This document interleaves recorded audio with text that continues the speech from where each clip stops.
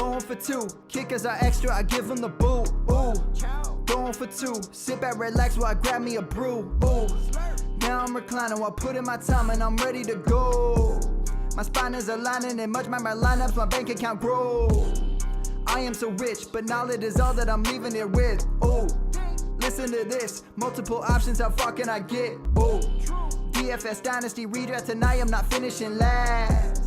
I'm finishing past any and all, I am looking to last. What else? This spot is popping and I am so locked in and only opening the door when it is opportunity knocking. And all of these spots keep on talking and talking. So what are we talking? What kind of alignment? And running it deep, even players forgotten or came from the bottom or hitting that top. And this spot is popping, yeah, this spot is popping. And woo! This is the Armchair, yeah. Put up your arms, yeah. Sound the alarm, yeah, yeah, yeah. Woo! This is the Armchair, yeah. Put up your arms, yeah. Sound the alarm, yeah, yeah, yeah. Woo! What is going on, guys, and welcome to episode 216 of the Armchair Fantasy Show. I am your host, of course, Jeff Lambert. You can follow me on Twitter at JeffLambert77.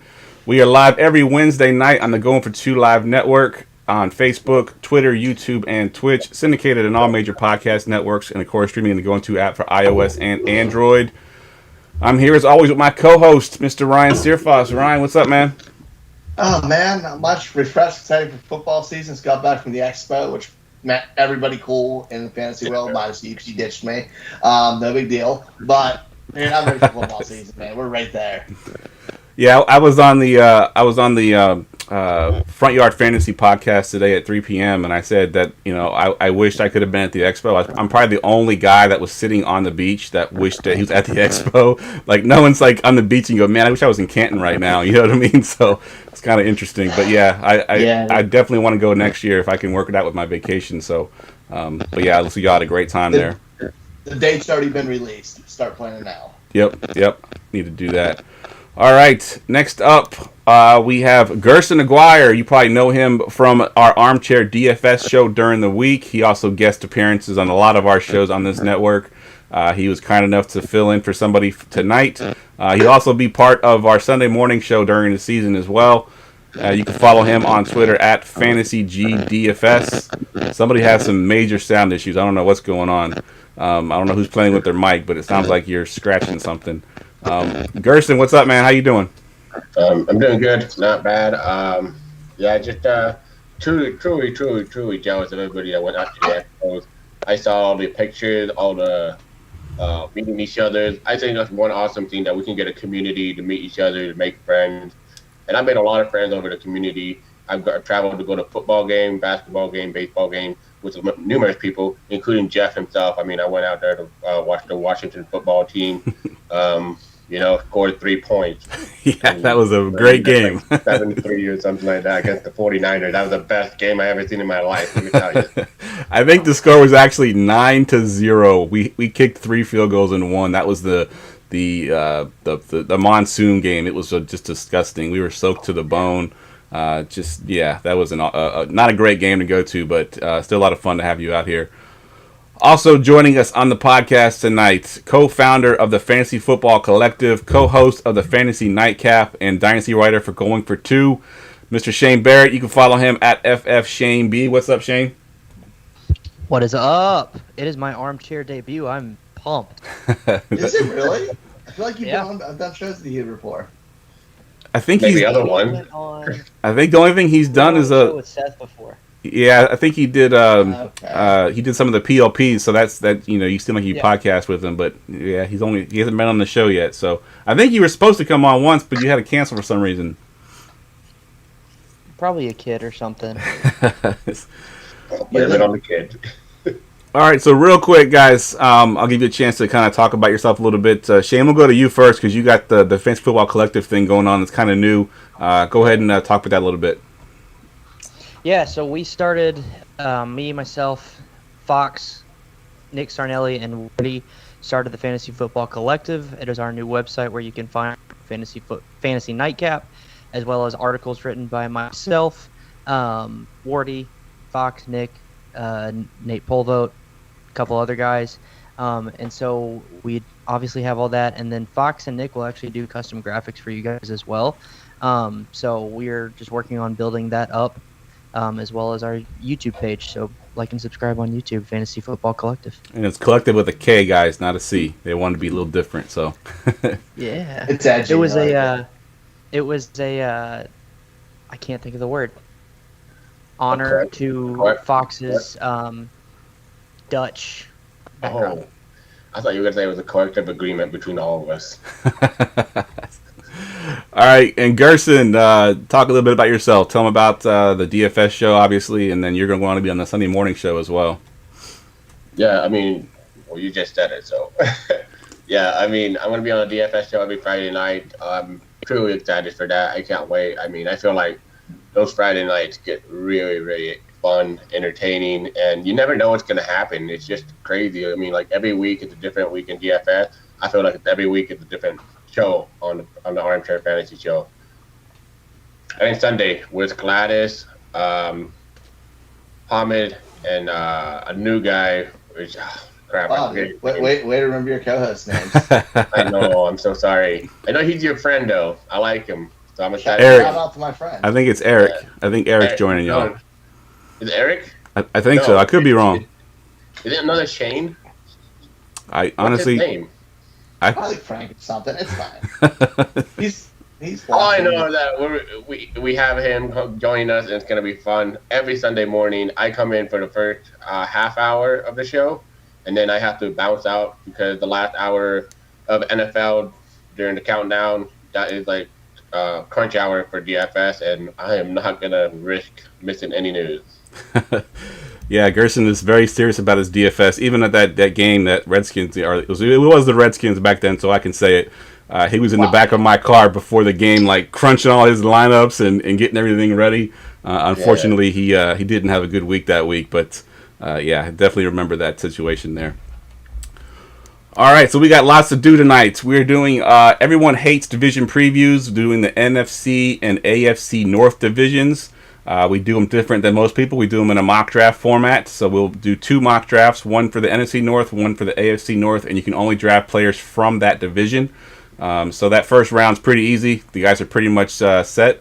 But when you get to that second round, we can start diving deep into some of these teams here. You got some guys that maybe you hadn't heard of. So we'll go ahead and do that. But first thing we're going to do is news and notes. News and notes from around the league. News and notes, as always, brought to you by the Dynasty Trade Calculator. Everybody hates bad trade offers, right? No one wants to be that guy. Never make a bad trade offer again with Dynasty Trade Calculator. Visit goingfor2.com/DTC to sign up for $15 a year. That's right. All you do is go to goingfor2.com/DTC and get the best trade calculator for only $15 a year. Stop guessing, start calculating. All right, so we only got 3 news and notes here. I mean, we got some things that guys got cut, but I don't think it was anybody major that we weren't expecting to get cut. But the first one I want to talk about, Ryan, the Dolphins came out and said they plan to use the top 3 backs situationally. What does that do for all their values, really, but more importantly, Myles Gaskin's value? I mean, is it really that surprising? Like, Myles Gaskin's not a big back, and he wasn't going to be a 200 carry guy. Malcolm Brown's probably going to get that early down work, red zone work. I think it just puts a ceiling on him. Like, Gaskin's what he was. He's going to be a running back 22 to, 36, which isn't that much lower, but we start him on games where they're playing from behind. You're playing the player off of what the game script is. And Savin Ahmed does a little bit like he does, so it's kind of just a little bit extra depth in passing situations. But it's not great, but I don't think it's a shocker. Yeah, I think a lot of his value is tied to volume, and I think people are afraid he won't get that volume this year, which I think people were afraid he wouldn't get that volume anyway because, we know that... When did we think he was going to become a workhorse? Yeah, exactly. That's the same thing I was going to say. It's like, why, people all thought they were going to draft a running back. They didn't. They're just going to use a committee. I agree. I think Myles Gaskin's really his value doesn't change too much. This is more of just a coach speak in the off season here. Expatriate coaches love committees. Fact. And just to go back and clarify, Eric Johnson is the co-host joining you, the new co-host joining you. He's actually in the chat with us. He was like, "It's me, guys. It's me. It's me." So he will be the one joining you on Sunday mornings. The next note, I'm gonna go to you on this one, Shane. Reports say that Antonio Gibson is to be used like CMC, Christian McCaffrey. Obviously, if that's the case, his value skyrockets. How comfortable are you drafting Gibson in the top half of the first round, or do you think you're going to wait a little bit on him?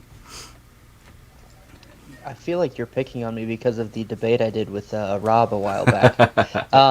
Yeah, I wouldn't take him in the first half of drafts. I would wait at least second round if it's one QB, and even that feels too early for my blood. I'm not a Gibson guy, even if they. Well, the funny thing is I saw a tweet where it compiled all of the running backs on the Washington football team, and it was like J.D. McKissick wants to be used by like CMC. Gibson is going to be used like CMC. Bryce Love played at Stanford like CMC, and it like basically all four of them had some type of tweet or statement from a coach or someone else on the team comparing them to CMC. So it's like, okay, cool. And last year, and I talked about it, Gibson only had like I think 4 games where he had more than a 50% snap share. They brought in more talent in other pieces of the offense to where I don't see him, even if he does get an uptick in volume, I don't see him hitting the hype that people are projecting him for. So I'm not comfortable taking him that early or really at all, but that I'm also just lower on him in general. Yeah, I kind of see your point there. You know, and you mentioned some of the new pieces they have there. Obviously, Curtis Daniel might take some of those touches away from him as well in the screen game or possibly in the running game as well. McKissick caught a lot of balls last year too. Yeah, he did catch a ton of balls. I think he had 100 targets. Yeah, last year. Yeah. A lot of it was Alex Smith and then check down Charlie, and we know that Fitzpatrick is not checking it down. His check downs is just to chuck it down the field. I think that's how he checks him down. So I don't know if McKissick will get 100 targets this year with a Fitzgerald back there. I'm Fitzpatrick. I'm getting my Fitzes mixed up.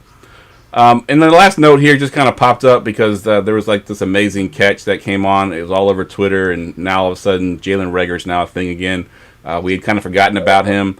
But Gerson, I'm gonna go to you. Are you buying this Jalen Reagor hype with this one-handed catch that he made in practice? I'm buying it because Devontae Smith is injured, and to be honest with you, I think I haven't been the biggest Devontae Smith. Like the BMI stuff, I get it, but to be honest with you, I've seen wide receivers that are small thrive in the NFL, but thin is a different story. You know, he's small, but like Percy Harvin was small, but that guy was stocked up. Yeah. You know, I mean, they're small wide receivers, but his frame just worries me, you know.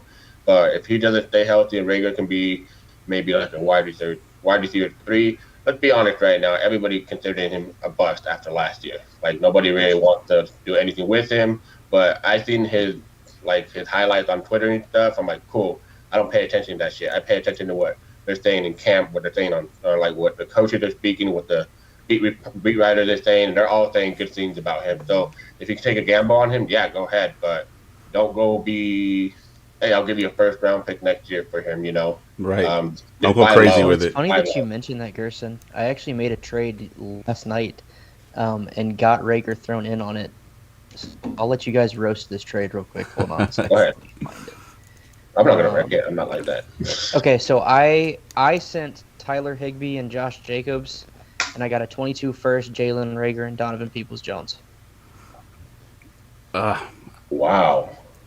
Josh Jacob and who? And what time was this trade?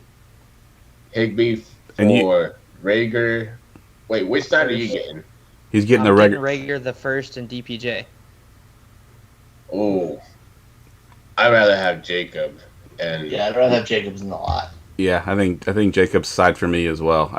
I mean, I like Reagor as much as the next guy, but if he ends up being the number 1 receiver there, maybe we were all wrong. But yeah, it was more of the first and okay. That's Jacobs. What I have to. Yeah, it was more of the first over Jacobs, and then I've been trying to get rid of Higbee, and I was like, I like Reagor enough to throw him in there, and I think DPJ also has some sneaky value too. So I was like, I'll take a shot on these 2 younger guys and get rid of Higbee, because I think I ended up with, I can't remember who my tight ends are in that league, but I was fine at tight end. Oh, I've got Hawk. So yeah, so you're good at tight end. Okay. Yeah.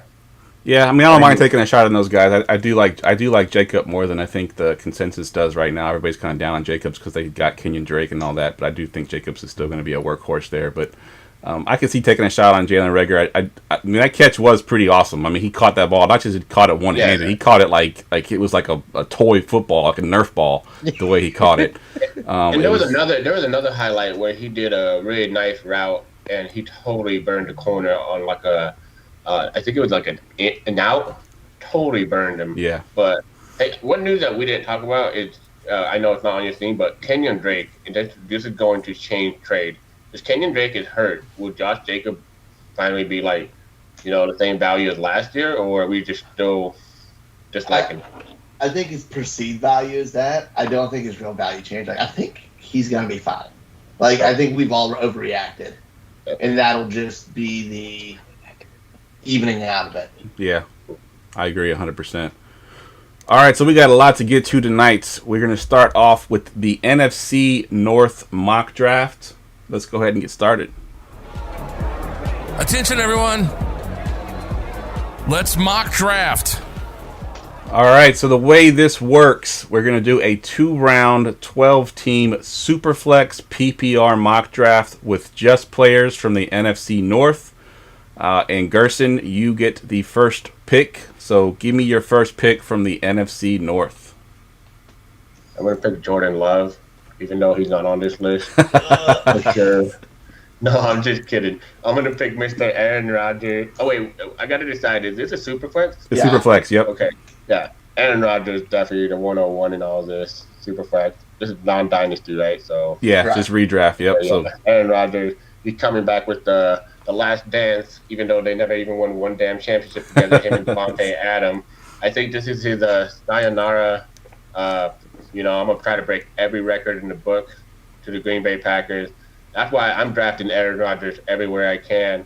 Superflex, anywhere I can. I think this is it. Obviously, if you want to buy a quarterback that's going to pass and get all those touchdowns and be a top 5 quarterback without being a Konami quarterback, Aaron Rodgers is the first one on the list. yeah, I like that. And I do like that he's going to have that sort of revenge narrative with the whole thing. So he's just going to just show off and want to put up big numbers.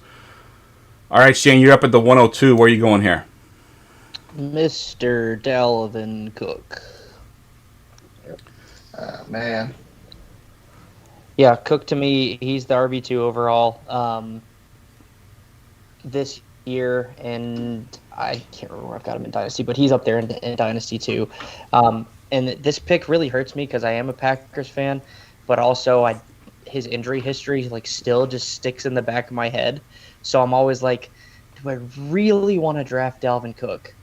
And the answer is usually no, but for this scenario that we've got going on, I've got to take him here. Yeah, he's definitely the best player on the board there. There's not any quarterback you would take there, I don't think, over Dalvin Cook. No.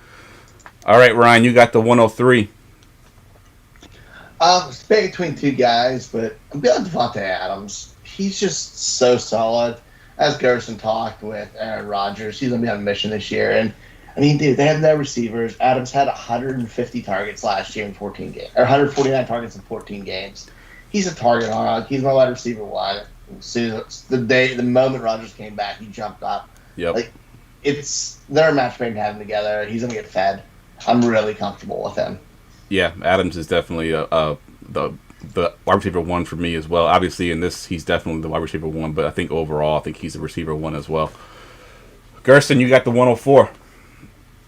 To me, that's going to be Aaron Jones.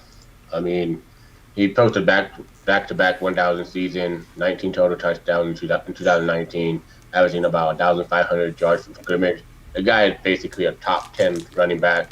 I don't really see anybody else, and I always favor running backs too in draft. So I'm gonna go with Aaron Jones. I mean, this is gonna be the last year. You're probably gonna get a top 5 value out of him if he's a top 5 running back, even a top 10. I don't know how they're gonna look with Jordan Love, but yeah, I'm gonna go with Aaron Jones. All right, yeah, I think this has been pretty much chalk so far. Shane, you're up at the 105. Gerson, we're not friends right now. I was really hoping you were going to let Aaron fall to me. All right, just going through my thought process here. I am honestly between Justin Fields, DeAndre Swift, Justin Jefferson, and Hawk here.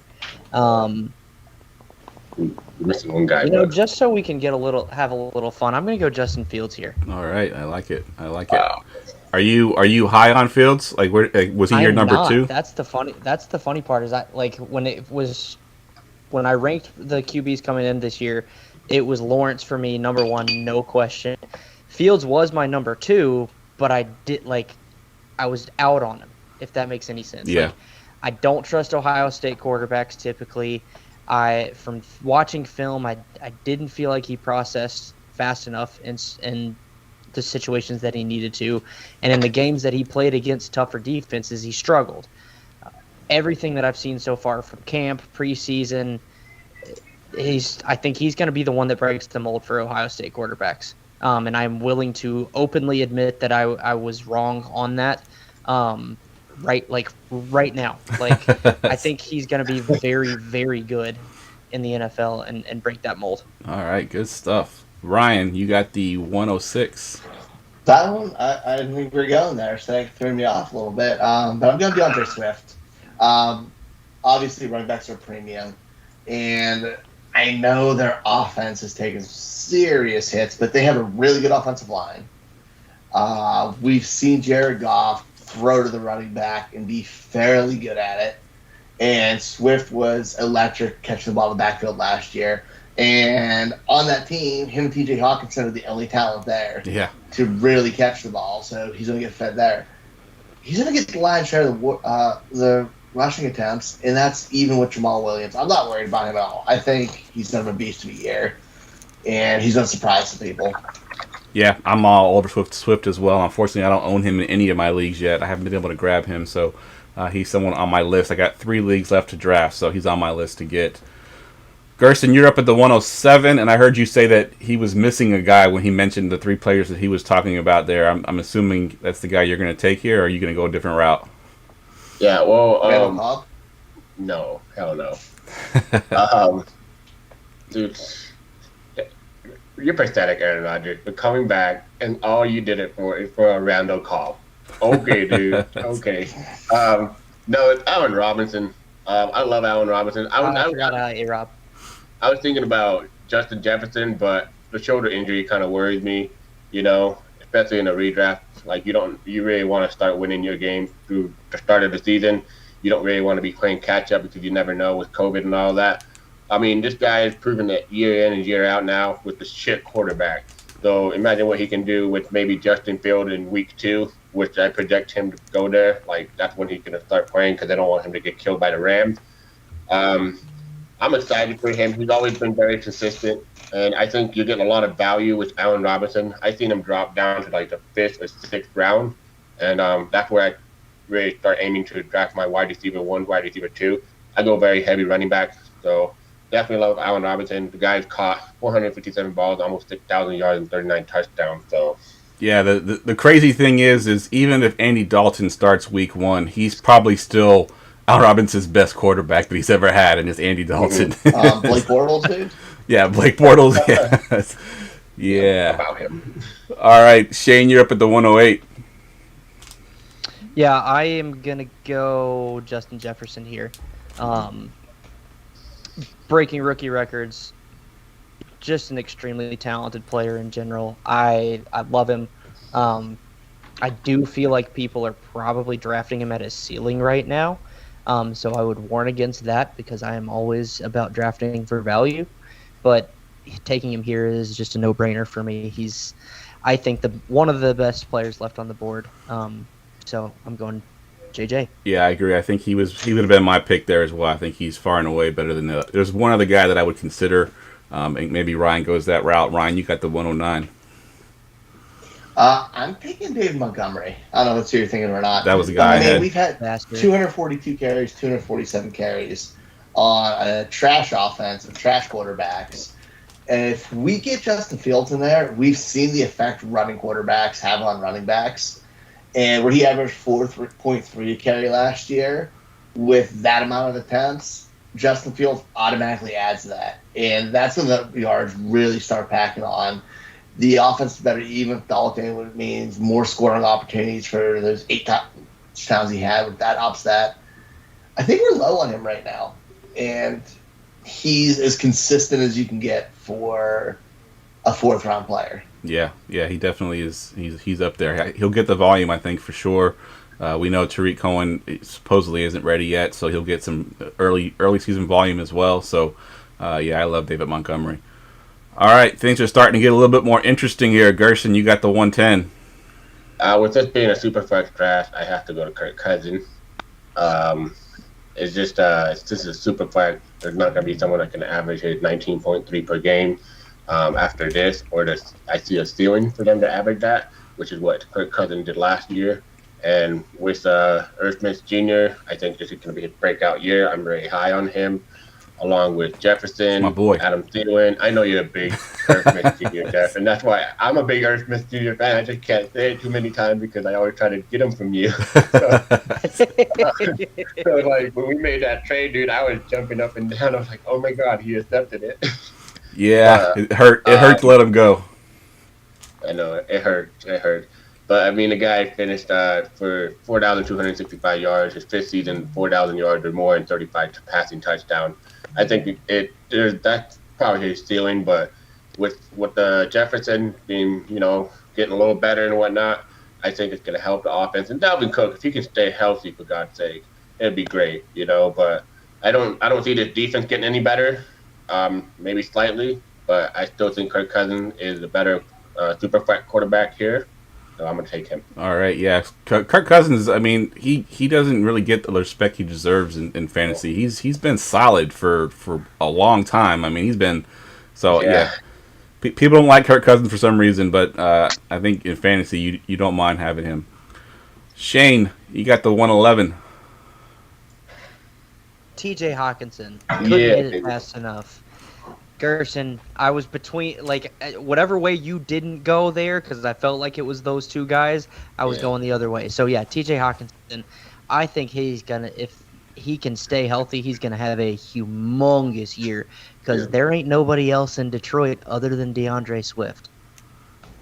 Yep. I agree there. I agree there. 100% agree there. And I have on the show sheet that G is next, but I know it's not. It's actually Ryan with the 112. And you get the back-to-back Ryan with the 201. Just trying to steal my picks. First, I'm thinking Adam Thielen. I think he's the last truly consistent player left. He is definitely on the downturn of his career. He's probably still going to get 100-plus targets and be in line for 10 touchdowns, so I'm cool with. I don't think the days of 150-plus yard games are gone, but a 70 and a touchdown consistently, I'm cool with that with him. And following up, gosh. That's where it gets kind of fun. It just got real ugly really fast. And not really, but it got ugly fast. I'm going Robert Tonyan. You son of a... We're looking at a guy, he's probably their second best target. He's not a running back. He had 10 touchdowns last year, which I know is fluky because we don't chase touchdowns, but Rodgers trusts him there. And like I said, those receivers is hot garbage. And the receivers are hot garbage. So I'm Hold on, Ryan. that off. I have to interrupt you because you keep saying the wide receivers are hot garbage. Yeah. We don't know what Amari Rodgers is yet. Yeah, I like Amari Rodgers, but Randall Cobb plays his position, so we're not going to see him. Rodgers loves him. I think ultimately, Rodgers to Rodgers discount double deck will be happening. Yeah, next year. It might not ever happen. Gets old and it's going to be love to Rodgers by the time we see it because Aaron Rodgers forced Randall Cobb there, and he'll have his if he doesn't play. I love Amari Rodgers, but not this year. All right, Shane, you got the 202.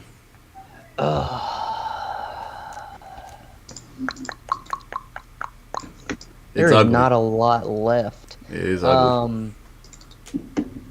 I am gonna take a line out of Gerson's book, and because this is super flex, and it's the second round of a mock, I am gonna take Jared Goff. I don't love Jared Goff. I've repeatedly called him Jared Goffle. And so his consistency scares the bejesus out of me because you never know if he's going to be Jared Goff that is on fire or if he's Jared Goff that has 2 touchdowns or 2 interceptions and 2 fumbles. So that really scares me off of him. But he's got to throw it to somebody. I still think he'll probably finish as a back-end QB2 and getting him here or getting him where you can get him in drafts. The value He should be fine. Plus, their offensive line is stout. So he will have time to throw the ball.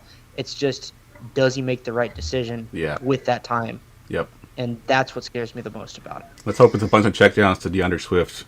Just short, easy passes, get the percentage up, and let Swift just kill it. And then to Hawk on like 10-yard ins and outs. Like, yep. Keep it simple. All right, G, you got the 203. I'm going to go with our boy, Irv Smith Jr. I'm a big Irv Smith Jr. fan. There's data that shows that when he gets the playing time and whatnot, with everything that he gets, he averaged almost 11.8 fantasy points per game. I mean, that's pretty good for a tight end 1. I think what I always see what they say in training camp, hear what they say in training camp, but what I like to hear is mostly from the people, the beat writers. I don't care more about the coaches. I care more about the beat writers that are at practices watching it, and they tweet out, "Oh, Irv Smith Jr. is getting used in the red zone a lot." Yep. And an athlete like Irv Smith Jr. get used in the red zone a lot just speaks music to my head, because what I want my tight end, and Jeff knows this in DFS, I want red zone touches. Yep. If they get red zone touches, they get 7 points. I don't care. If he gets 1 touchdown and 50 yards, that's a tight end 1 performance. Yep. Agree 100%. And we know Kirk Cousins likes his tight ends because when he was in Washington, I mean, Vernon Davis was a thing for a while. Obviously, Jordan Reed was here as well, but he made Vernon Davis in his sort of twilight of his career. He made him pretty good. So I think Irv Smith is in that kind of same mold as a Vernon Davis, Jordan Reed type tight end. I think he has the ability to be that kind of guy. And Kyle Rudolph is out of town. Yep. Finally. Their left tackle / tight end, that guy. Yeah. All right, Ryan, you get the 204. I can't believe this many Detroit players are going, and it's one division, but I'm going Amon-Ra St. Brown. I liked him coming out. I think he's a very talented big slot receiver. We've seen Jared Goff like the big slot with Cooper Kupp. So the signs of going where he could become that safety blanket for him, that third target, which could be a lot for them. I like Amon-Ra. I bet the upside on him over the other receivers there. Yeah, I agree with you with what's left on the board. Just for real quick for the listeners out there, I'm going to kind of give some names that are still on the board. Quintez Cephas is there. Amari Rodgers is still there. Randall Cobb, like we mentioned. Alan Lazard. The running backs are pretty ugly. You got Alexander Madison, A.J. Dillon are probably the best 2. Jamal Williams is still there. Tight ends are pretty much... there's one more tight end there that I almost missed. Cole Kmet, the second-year player, so maybe he breaks out. So those are a couple of guys that are still left. And then we are going to you, Shane, for the 205. Man, my Notre Dame heart is hurting right now because I'm not taking Cole Kmet. You missed a wide receiver on your list, and I'm I know who you're talking about. Too, Mr. Darnell Mooney. Yeah. Good wide call. receiver 2 for the Chicago Bears. I think I still pick Amon-Ra. you would still pick Amon-Ra? Yeah. They were very close for me. Being totally honest, I think they're both gonna surprise people this year. Well, I'll maybe take not so much Darnell. Mooney. It's close. Yeah, I it's think close. Darnell. Mooney is gonna have probably more volume this year, but also just a better quality of target. Again, with Fields or Dalton, because he had Trubisky last year. Yeah. And then Amon-Ra, like you said, is the type of receiver that Goff likes. So I loved that pick. Like, honestly, it was going to be him or Mooney for me, whichever one you didn't take. But Mooney to me, he is so good at route running, and Trubisky could not get him the ball last year. Nope. If they were standing, I'm sitting at my kitchen table, if he was on the other end of the kitchen table, Trubisky could not have been hitting him if he was sitting where I am right now. Yeah. So I think the improved quarterback play is going to help Mooney's production just skyrocket. So I'm taking Mooney here, but I love that Amon-Ra St. Brown pick, and I fully endorse it. Yeah, the Mooney pick is great because I've talked about it a bunch on the show here, but Darnell Mooney beat the cornerback like on some like a ton. Like, you go to YouTube and look at Darnell Mooney beats quarterback overthrow, you're gonna see a ton. I mean, it's like a whole highlight reel. Look up the Rams game. Jalen Ramsey. Yep. Jalen Ramsey. Like, I'm talking like threw him in the pot, stirred him up, sliced him up, like cooked him. And Trubisky threw it 10 yards over his head. And it was just like, oh my God. An accurate quarterback would make this guy so much better. Agreed. All right, G, you got the 206.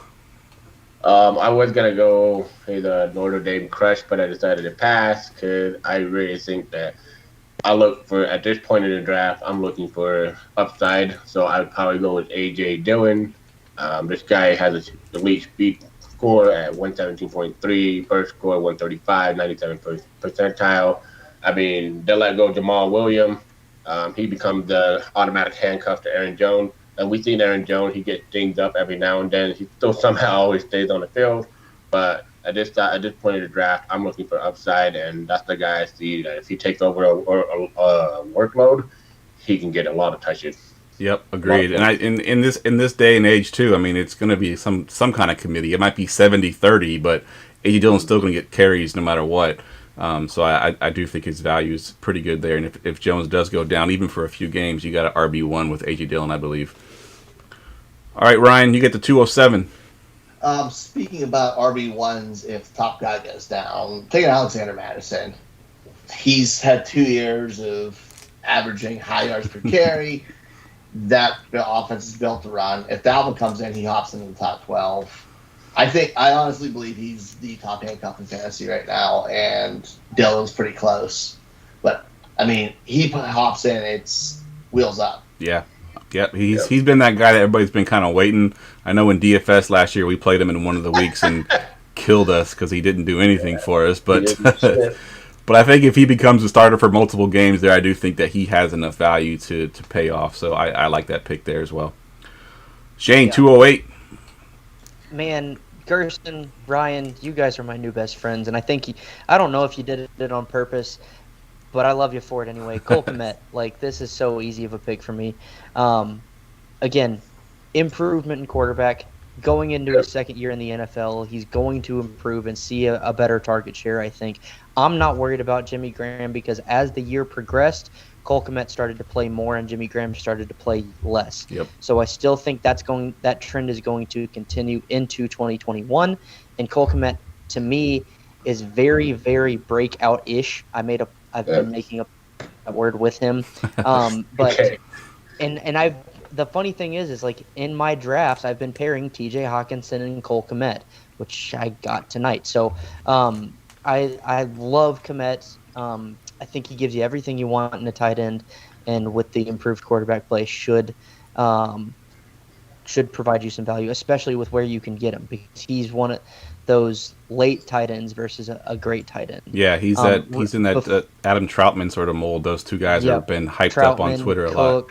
Everett, all those guys are great late pick. Ryan, I wanted to throw it back to your comment real quick, though. You mentioned how Madison's the top handcuff for you. He's what I consider a super handcuff, to where he might even have flex value because, like Jeff said, there's 70-30 committees all over the place in the NFL now. So, like, for me, it's Madison, Pollard, Kareem Hunt. I'd probably throw A.J. Dillon in there now, too. And then there's Latavius Murray. Gus Boss. Murray, thank you. Oh, and Gus yeah, Boss. Ryan likes a decent one, too. I would say Madison, 2 games last year, 20 touches. Both games over 100 scrimmage yards. Yeah, Good absolutely. stuff. All right, G, you're up at the 209 here. It's getting ugly on this board. Yeah, this is probably the place to just throwing dark, right? The guy I'm looking at is Tyrell Williams. I mean, this guy, he always has those boom or bust games. I'm just looking for upside right now, boom or bust with him. I love Amon-Ra St. Brown just as much as everybody else, but I also like Quentin Stevens, and I also like Tyrell Williams. Like, I don't know who Jared Goff is going to throw the ball to. I don't even know if he's just going to throw it to the grass. I don't think he knows who he's going to throw the ball to. Yeah, that's what I'm saying. Like, that's the thing with Jared Goff. You don't know what's going to happen. And I'm just going for just Tyrell Williams. I see two other guys that I like, but I don't think it just swing for the fences here. All right. Ryan, you get the 210. Oh, gross. I'm literally just staring at this, hating my life. I guess I'm gonna take Alan Lazard. Okay. I know MVS is listed second. I think Lazard does a lot more of what Adams has. So he's that backup potential, and he has some red zone ability now because he's a bigger tight end, or because he's a big receiver. So I'm gonna go with him, even though their receivers are a mess. Do you like my Allen or my MVS impersonation? Yeah, that's how he catches, right? Exactly. He's so bad. He's so bad at football. He's got freaking stone hands. Yeah. My goodness. All right, Shane, you get the 211. 211. There's a name on here that might have slipped by, might not have. I don't know. But Jamal Williams for me. There you go. That's what I was debating. I am not in the camp that Jamal Williams is going to affect DeAndre Swift. But like we've talked about, backfields in the NFL are split 65-35, 70-30. Williams, I think, can garner a between 35 and 40% snap share and be a nuisance to Swift owners because he'll produce some. And again, at this point in the draft, like, I'll take a flyer on him just because if Swift does go down, I mean, Williams to the moon. Yeah. And Williams, I don't know about Swift. I don't really look at pass protection much when I look at tape, but Jamal Williams was always good in pass pro, and that's why Rodgers always had him in there on passing situations. I don't know what Swift's ability is in passing situations are, but I think the line's going to be passing a lot. So if Swift misses a couple guys and gets Goff killed, they might be putting Jamal Williams in there. So I do think that he has some value there as well. G bringing home with the 212. Amari Rodgers, if I'm going to take a shot at this point, I mean, we've seen Aaron Rodgers just freaking digest wide receivers if they freaking don't do their routes, don't do this, don't do that. Obviously, you brought in Randall Cobb. Obviously, you can have chemistry with him. But if he gets sick and tired of, what's his name, MVS and Alan Lazard, then it'll be Amari Rodgers time. And hopefully, I mean, I love the guy. I think he was great and at Clemson, right? Clemson? Yeah, that's right. Yeah. Yeah, and I thought he was great. I liked the way he looked on tape and everything. When they drafted him, I was like, oh, sweet, this guy's going to be a great value. You know, and then everybody started talking about Amon-Ra St. Brown. I'm like, what about Amari Rodgers? Is he dead all of a sudden? But it was all because of the whole speculation that Aaron Rodgers wasn't going to be there. And now that he's there, all of a sudden, everybody's like, oh, Randall Cobb is going to shit on him. I'm like, no, I don't think so. I think he still provides some value. Old. Yeah, Randall Cobb is old and can't stay healthy. Even if he does play, how long does he stay healthy for at his age in the NFL? Exactly. And that 3 spot has been valuable. I found an old tweet that had the top 5 wide receiver 3s for their team and the percentage of passes, and Rodgers was on there 3 times. He had, I think it was James Robinson, I think was one of them. Not James Robinson, James Jones. Yeah, James Jones. I forget the other 2, but there was like 3 slot receivers. Randall Cobb was obviously one of them when he was there, but they were all in the top 5 there. So he loves that slot position, and I think Rodgers, if he gets that position, can definitely pay off where you got him at the last pick here. All right, let's pay some bills real quick. Prop Bets meets DFS at Thrive Fantasy. Download the app for iOS or Android. Build your lineup with over-under prop bets and win some money. It's that easy. Use our promo code Armchair to get a deposit match up to $50. Again, download the Thrive Fantasy app. Use promo code Armchair and get a deposit match up to $50. It's super easy. It's like DFS, only you pick over-unders instead of picking the player. You pick an over-under for the players in your lineup. Super easy to play, guys. It's a lot of fun. Definitely check it out. Use our promo code Armchair. Attention, everyone. Let's mock draft. All right, we are on the AFC North now. Again, a 2-round Superflex PPR mock draft. And Shane, you get the 101 in this one. My Browns heart hurts, but because it is super flex, I'm gonna make Ryan cry. No, I just have no way about it. I'm taking Lamar Jackson. The rushing floor is way too high. And the biggest thing for me for Lamar this year is he's got weapons now. Yep. Like, they drafted Bateman and They can just stay Tylan healthy. Wallace. Yeah, exactly. So they drafted Bateman and Wallace. They brought in Sammy Week 1 Watkins, and they've got Andrews and Dobbins now in the starting roles. Well, I say now, more for Dobbins. I think this offense could really take a step forward, as well as Lamar, as long as he puts in the work this offseason, has put in the work. And Ryan, you can probably attest to that or know more about that. But I think Lamar, just with the weapons alone, is going to see a huge increase in efficiency. Yeah, So- I love it. Yeah, I think Lamar Jackson's the pick here, obviously, in Superflex. G, you got the 102. Yeah, I think this might shock some of you guys, but I'm taking Najee Harris at the 102. I think Najee Harris ceiling is very high. There's not a lot of running backs that I put in basically the first round just to get like first round grade in fantasy. But I think Najee Harris could be a top 12 pick maybe this year. We did it in the past with Zeke and other running backs. I mean, some work out, some don't. But I think Najee Harris being there, he's gonna get at least almost like, well, actually, I'd probably say like 70-30 of the workload. Yeah. And it could go higher than that. And we've seen guys like Willie Parker. We've seen guys like what's his name, Le'Veon Bell. We've seen guys in just the Pittsburgh Steelers culture, just the way they do it. James Conner. Yep. Just come in there and get that workload. And I mean, his dominating rating in college was amazing. He had everything you wanted in him, and I know everybody loves him in Dynasty, but even for redraft, don't undersell him. For redraft, I'm still drafting him as like a running back 1. So I'm gonna go with Najee Harris. All right, yeah, that was surprising there. Ryan, you got the 103. I'm torn between two guys here. I'm beyond J.K. Dobbins, just for the simple fact this upside's crazy. They're going to be one of the leading rushing teams in the league. And even at a 40% market share, Dobbins is going to have 220 to 230 carries. And if you take that and knock a yard to carry off his 6.2, which was absurd last year, that's huge. And if you go with that even farther, he ended the year with 7 touchdowns in the last 6 games.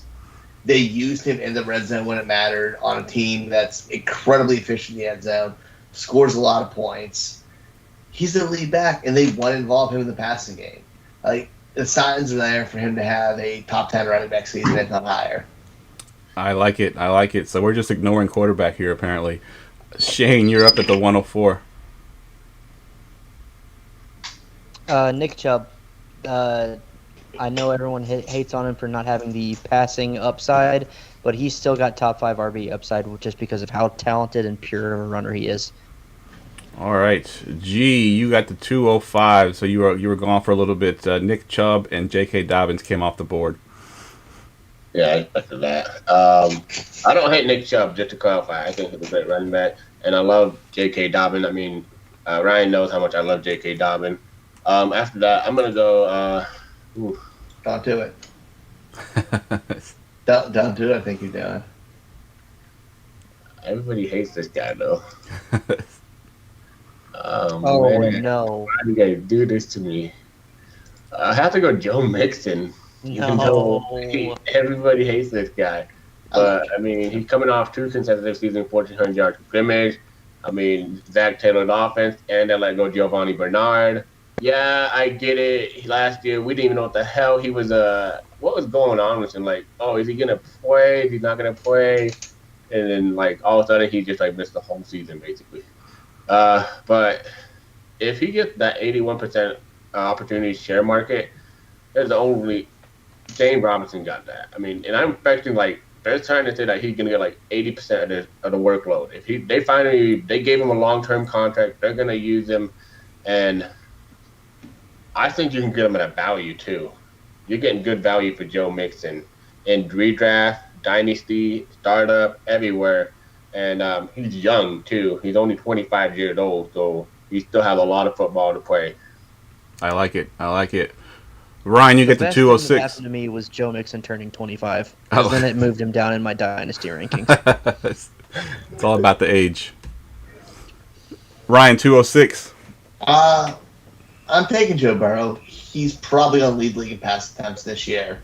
They have a terrible defense. He'll be playing from behind. They're going to have to throw the ball. He has awesome weapons. I love Burrow this year. All right, Burrow. Finally, a quarterback comes off after the first quarterback that we took. Shane, you're up at the 107. Okay, I have to do this just so I know that I get him. Favorite player in the NFL, Baker Mayfield. Oh. That is my pick. It's also because it's super flex. Everyone else will probably shit on this pick because it's Baker and they're in a run-first offense. I won't go into my blurb, but I think he has top 10 upside. So Shane, in the league though, you poor guy. Shane, real quick, we got a great story here about Mr. Baker Mayfield, and I got Gerson on the show, so I want to share this story. So we did a podcast the year that Baker Mayfield got drafted. It was a month before the draft, and we did a mock draft of the first round, and no one was talking about Baker Mayfield going number 1 overall. Gerson had the number 1 overall pick, and he took Baker Mayfield, and we took so much shit for it. People said that they would not watch our podcast anymore. We do nothing about football. You better believe it when he got taken. I took Jeff Baker Mayfield with my chest out, and then he hit some bass in his voice. You did what's his name that hates me? I forgot his name already. But yeah, I looked up all those tweets when he got taken 101, and I retweeted every single one of them because I was every single one of them. Usually I don't take the victory lap, but that was the victory lap that I think we needed to be taken because Gerson nailed it on that one. Absolutely. I love that, Gerson. Great job. I love Baker. I think he's an awesome guy. I think he's a great player. He's competitive and he's fiery. And I don't think we've seen his ceiling yet. I think it's still coming. So I'm excited for him this year. Jeff, I know we need to shorten it up, but I've got to, here's the thing. Baker last year finished as QB 18. He had 3 games that were in the middle of a monsoon. Okay? Yeah. That's true. And then the week before that monsoon triage happened, he played Pittsburgh, and that was when their defense was cooking. Yep. He needed 1 touchdown to jump from QB 18 to, I believe, QB 14. This was all without Odell Beckham Jr. Yep. And it was after those monsoons is when we really saw Baker get comfortable in this offense. This is the first time in his NFL career where he's had the same head coach and same coordinator going into the offseason and continuing through into the next season. I think this is a humongous year for Baker. All right. He got up on his little soapbox there, and he wanted to make sure to hammer home Baker Mayfield. All right, Gerson, you get the 208. I think it gets a little tough here because we have a big pile of players that just all almost in the same range. But I'm going to go with Mr. T. Higgins for me. I think a lot of people underrate T. Higgins because of the whole Jabbar Chase coming in. But T. Higgins, he's 6'4", 260 pounds. Proved he went and balled out last year. He got 908 yards at the age of 21. I mean, that's awesome. And he was dinged up a little bit, but in reality, if this defense didn't improve, I don't expect this offense to slow down. Nope. I can see this offense going for 700 pass attempts with Chase, Higgins, and Tyler Boyd there. I mean, anything can happen, but you give me 700 pass attempt and I beat T. Higgins at 130, 125 target. Oh, give me that value, man. Yeah, that would be. I mean, even the 3 last year. I mean, AJ Green was there, and I think he had over 100 targets. All 3 of them had over 100 targets last year. So AJ Green is trash now. Yeah, he is. He definitely is. All right, Ryan, we're up at the 109 here. We got Chase Claypool. We saw a huge touchdown outside of the rookie last year. He had 9 on 110 targets. It's not even get better the longer he has a connection with Big Ben. I like them together, and the other guys are chasing each other for the targets on the team when he has a set value for touchdowns. I like it. Shane, 210 or 110. I don't know why I'm already in the second round. You son of a... I'm going Deontay Johnson. Just, you sniped the bejesus out of me, though, Ryan. Chase Claypool's touchdown upside is absolutely beautiful. They use him in so many different ways. If I have the choice, I'm going Claypool over Deontay, but Deontay's a target hog, and that's why you should draft him. Yep, I like it. G, 211. Let's keep it. Or sorry, 111. I keep saying 2. I don't know why. I think we're in the second round. We've been talking about this stuff for so long.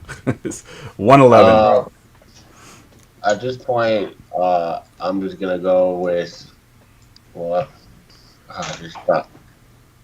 Let me go with. It's tough right now.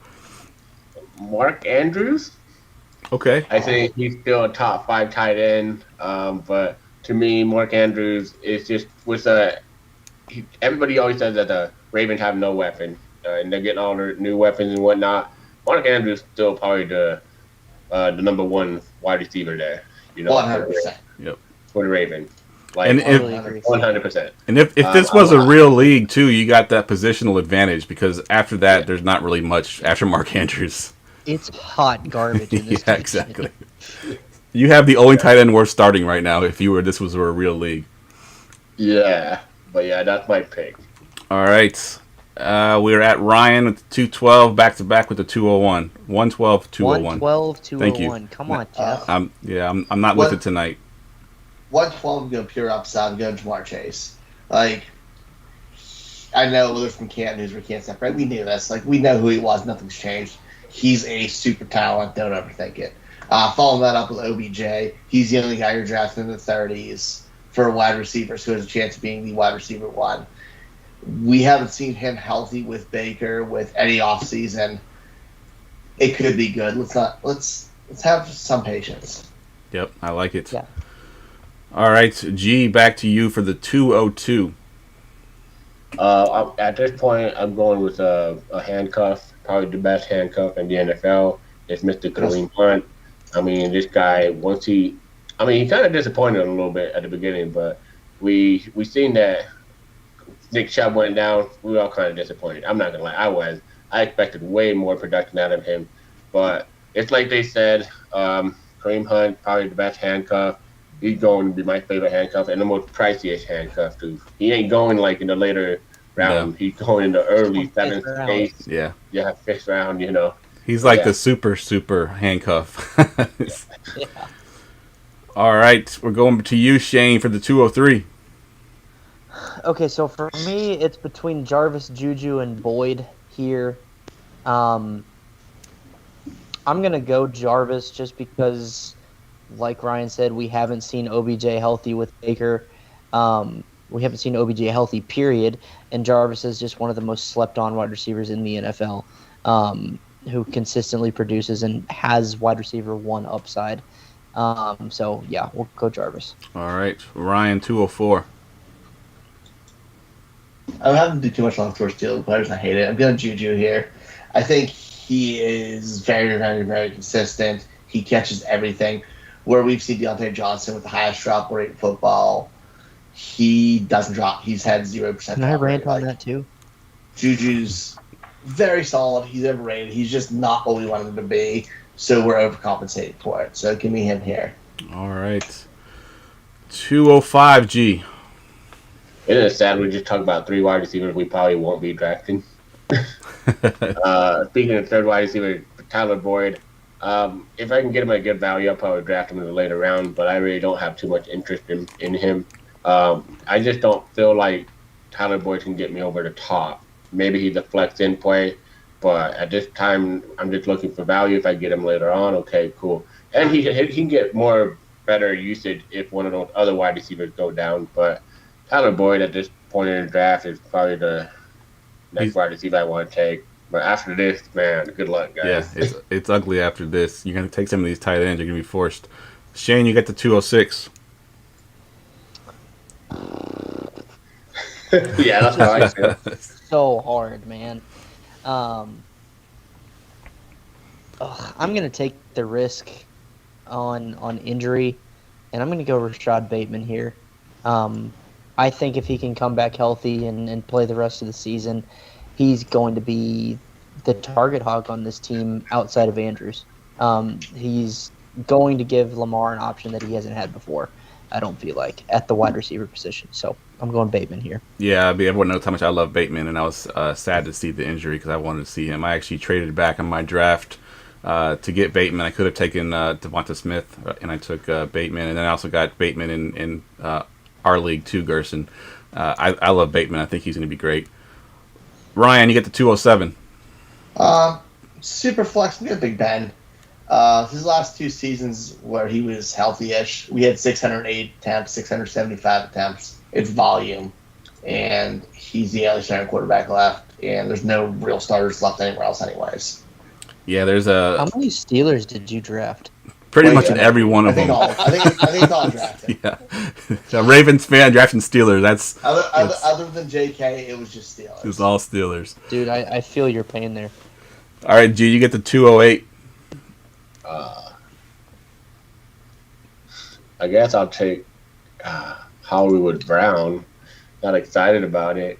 I mean, this guy, like, early on, like, Shane was going.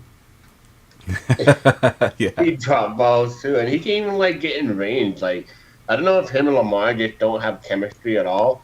But I remember when Marquis was, like, the hottest thing in that rookie draft for, like, the first 4 weeks. yeah. He tore up the Miami Dolphins. Everybody's like, oh, we knew this guy was going to be great. And next thing we know, the NFL kind of caught up to him. And, yeah, well, he's okay. But I'm not excited about him. So I guess Hollywood Brown is my pick. Yeah, he's one of those receivers you put into a DFS lineup and you hope for a big touchdown. He's probably cheap and you hope for that big touchdown. Shane, you get the 209. I am going with the last running back available, Mr. Gus the Bus Edwards.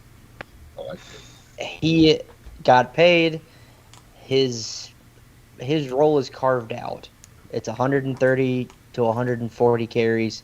Don't know how much receiving work he gets, but it's carved out. You know what you're going to get with him every season. Yep, and he'll get those red zone carries, and which definitely will boost his value.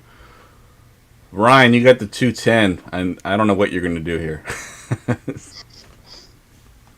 I'm taking Sammy Watkins. I think he has a Ew. chance of. I know it feels really gross, but if healthy, they really like him. He's a vet. He's like their early veteran receiver. Veteran receivers get work in Baltimore while they're there, and he's been one of the favorites during camp. It feels gross, but you know what? When he's been healthy, he's had a couple good games. He's had good games mixed in there. Yeah, all of them in week 1. All of them in week 1. So you give it for. Same in week 1 Watkins. Yep. Out of what's left. Yeah, at what's left? There's not much left. You got DPJ still there. Then you got a bunch of tight ends. Is really all that's left. G, you got to take one of those guys. You get the 211. I'm going to take Pat Fryermuth. I mean, just with him, he's been looking good in camp and everything. I believe he was hurt, but I'm not sure if he's okay now. But if he breaks out, I mean, Big Ben, he's not going to be throwing the ball very deep anymore. Last year, he didn't do it very much. And I don't know what they're going to do. They're either going to use him as a run blocker or what, but he's going to get a lot of playing time with Eric Ebron, so he projected right behind him on a depth chart. But I think they'll realize how talented he is, which I still think Eric Ebron's pretty talented too, but just Pat Fryermuth in the later round. All right, good deal. Shane, take it home with the 212. Yep, I am debating between 2 Browns players here, and I'm going to go with the upside of DPJ, Donovan Peoples-Jones. He's so hard to handle with being the size that he is and the speed that he has, that I think he could have a really good year if this offense does what I think it does, I think it's going to expand. So I really like DPJ. All right, good stuff. A lot of tight ends that were left on that board there because there wasn't anything in that division. I was thinking about Hooper with that pick, but I was like, nah, I'm going to go DPJ instead. Yeah, I like the upside there as well. All right, it's time for our Forgotten Player. Get ready for GoingFor2.com's Forgotten Fantasy Player of the Week. All right, and I will go to you first, Shane. Give me your Forgotten Fantasy Player of the Week. Yes, my Forgotten Fantasy Player of the Week holds a near and dear spot in my heart, because he was extremely relevant when I started playing fantasy football in 2005, and it is Mr. Plexico Burress. Nice. Yeah. So Burress had 3 seasons of around 15 points per game. His best season was before I started playing in 2002 when he had 15.9 points per game. But when I started, he was with the Giants. He played 16 games, 15 games, and 16 games, and then 10 games. And he had 14.8, 14.7, and 15.3, 7 touchdowns, 10 touchdowns, and 12 touchdowns in those respective years, and right around 1,000 yards in each season with between 60 and 70 catches. Absolutely loved Plexico Burress. Hate that he, was an idiot and shot himself in the leg. But this dude, was one of my favorite players to watch as a kid when I started playing fantasy football. So Plexico Burress is my forgotten fantasy player of the week. And I actually have his fantasy finishes. In 2007, he was 13th. I believe in 2006, he was 16th in PPR. And then 2005, he was 10th. So you were getting wide receiver 1-ish production from him in those years, and honestly before then too, but he was more consistent in those years. So Yeah, let's go Burress. He's one of those receivers too that if you're playing Dynasty back then, you probably would have given up after his first year. As a rookie, he was not good. They called him Plexiglass Burress because he was in and out of the lineup constantly. He really didn't do much, but then he did kind of gain that consistency and just kept running with it. So I remember his rookie year. He had the most boneheaded play I've ever seen when I was that young. He made a beautiful diving catch across the middle, got up, and spiked the ball because nobody touched him. The other team returned it. Yep, I remember that. Yeah, that was definitely not good. All right, Gerson, give me your forgotten fantasy player of the week. All right, Ryan. Let's see if you can remember this guy. He's 6'3", 202 pounds. Let's see if you can guess him. 6'3", 202 pounds. Drafted out of South Carolina in the year 2007, round 2. Alshon Jeffrey. And then he was drafted by the Minnesota Vikings. Oh. Won a Super Bowl with the Seattle Seahawks. Sidney Rice. Yes, Mr. Nice. Sidney Rice. Wow. Had one relevant season in his whole career. Good pull. And it was for 260 points as a PPR wide receiver. I remember he was basically a waiver wire darling. I mean, he was a wide receiver 10 in 2009. And the biggest reason why was that Mr. Brett Favre went to the Minnesota Vikings that year, Yep. Mr. Gunslinger. I remember him that year. He was just everybody knew who he was because he was a great wide receiver in college. And he was a highly touted wide receiver. But then he got hurt over and over.